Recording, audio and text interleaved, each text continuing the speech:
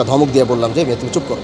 ওই যে ক্লিপটা গতকালকে আমার নজরে আসে, আমি একটা প্রোগ্রামে যাচ্ছিলাম, তো হঠাৎ করে দেখলাম যে আমাকে অনেকে বিভিন্নভাবে সোশ্যাল মিডিয়াতে লিঙ্ক দিচ্ছে বা আমাকে অনেক সাংবাদিক ফোন। তো প্রথমে আমি বুঝতে পারি নাই, পরে আমি ওনাকে একটা সাংবাদিক বললাম যে আমাকে একটু ভিডিওটা দেন। তো ভিডিওটা পরে উনি আমাকে দেখার পরে আমি ভিডিওটা দেখে পরে আমার মনে পড়লো এটা আজ থেকে আরও 1-1.5 মাস আগের একটা ভিডিও। তো সচলাচল 5 আগস্টের পর যখন পুরো দেশের আইন শৃঙ্খলা যখন ভেঙে যায়, মানুষের যখন কোনো জায়গা কোনো অভিযোগ দেওয়ার জায়গা ছিল না, যখন মানুষের ছিল না, তখন থেকেই আমি আমার ইলেকশনের আগ থেকেই 5 আগস্ট পর 1.5 বছর তো এলাকার মানুষ সব ধরনের বিচার তারা আমার কাছে আসতো, কারণ আমার বিচার ব্যবস্থার ভিতরে কোনো দল মত নির্বিশেষে আমি চেষ্টা করি ইনসাফ ভিত্তিক সেই বিচারটা করে। এই জন্য মানুষের যে কোনো সমস্যা হলেই তারা সবসময় আমার কাছে আসে বা আমার কাছে আসে। এখন এমপি হওয়ার পরেও আমার সেই বিচারের ইয়েটা দেখা গেছে যে মানুষের সেই প্রত্যাশাটা, তারা আমাকে ভোট দিছে এই জন্য যে আমরা হানজালা ভাইয়ের কাছে গেলে আমরা ইনসাফ ভিত্তিক ন্যায় বিচারটা আমরা তার কাছে পাবো। তো এখনও আমি আমার হাজারো ব্যস্ততায়, যে এখন সংসদ চলতেছে, আসলাম একটু আগে দেশের থেকে, এখনও আমার দেখা গেছে যে আমার অফিসে হাজার হাজার বিচারের তালিকা। তো আমি সেই গ্রুপ ভাগ করে দিছি, এলাকা ভিত্তিক, ইউনিয়ন ভিত্তিক, তারা যেন সেগুলো করে। কারণ সব জায়গায় এখন আমার মতো যাওয়ার আর অবস্থাটা হচ্ছে না, ব্যস্ততার কারণে যাইতে পার হচ্ছে না।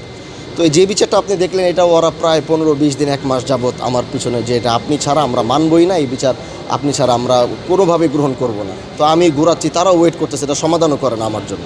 তো আমি একদিন সময় বের করে পরে একদিন ওই বিচারে বসে, ঠিক আছে আমি থাকবো। তো আমি ওই বিচারে গেলাম।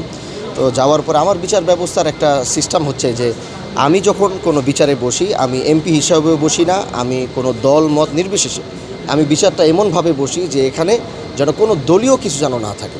তো একদম সবাই সবার মতো করে একদম জনসাধারণ হিসাবে আমি সেখানে বিচার ব্যবস্থা কায়েম করি। আর আমার যেহেতু তারা সেখানে জোর করে নিয়ে গেছে, আমি একজন সংসদ সদস্য হিসাবে, আপনি জানি না যে এরকম গ্রাম্য সালিশে এখনও সংসদ সদস্যরা ওইভাবে যায় কি না, কিন্তু আমি চেষ্টা করি মানুষের পাশে গিয়ে মানুষের সমাধানটাকে, তারা ভালো থাকে, একটু সুস্থ থাকে, খুশি থাকে।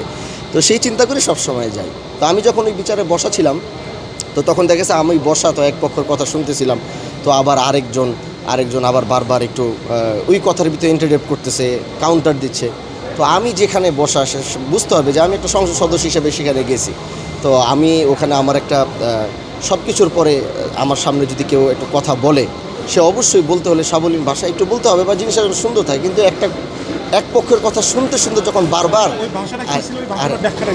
আরেক দিক মানে কথা, মানে একটু উচ্চ স্বরে কথা বলতেছে, এই তুমি এটা করছো কিনা, তুমি এত কথা বলো কেন, তুমি এত কথা বলো কেন, এগুলো যদি আমি সংসদে আমি বলবো যে ভাই তুমি থামো, বল, দুনো পক্ষেই শুনতে, এক পক্ষ শেষ করবে, আরেক পক্ষ বলবে। তো এই বিষয়ে তখন আমার মেজাজটা একটু বিচার ব্যবস্থায় আপনি দেখবেন, যখন একটা বিচার আপনার নিয়ন্ত্রণ, যখন ভালো হলেও এটা আমার উপরে আসবে, খারাপ হলেও এটা আমার উপরে আসবে। কারণ কে?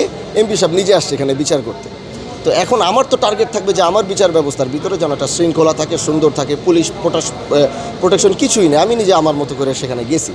তো সেই ক্ষেত্রে যখন উনি বারবার এই কাউন্টার, তখন আমি তাকে একটা ধমক দিয়ে বললাম যে মেয়ে তুমি চুপ করো, তুমি বারবার কেন কথা বলতেছো এখানে, তুমি এখানে এই বিষয়টাই মনে করেন।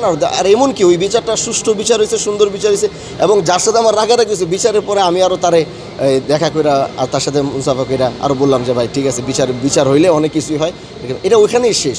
কিন্তু ওই যে ক্লিপটা আমি আবার তখন বলছিলাম, ওইখানে একটা ক্যামেরা হয়তো চলছে, আমি বলছি দেখো ভাই, এটা একটা সুন্দর মীমাংসিত বিচার হয়ে গেছে, খবরদার এই সব ভিডিও যেন সোশ্যাল মিডিয়াতে না আসে, কারণ এগুলো আসলে দেখা গেছে তিলকে তাল বানানোর জন্য অনেক মানুষ থাকি, স্বাভাবিক। তো তারপরে নিউজ দেখলাম যে এই বিএনপির নেতাকে শাসালেন, এই যে বিভিন্ন ধরনের কথা, জিনিসটা একটা দলীয় ট্যাগ দিয়ে কি যেন তারা করে ফেললো।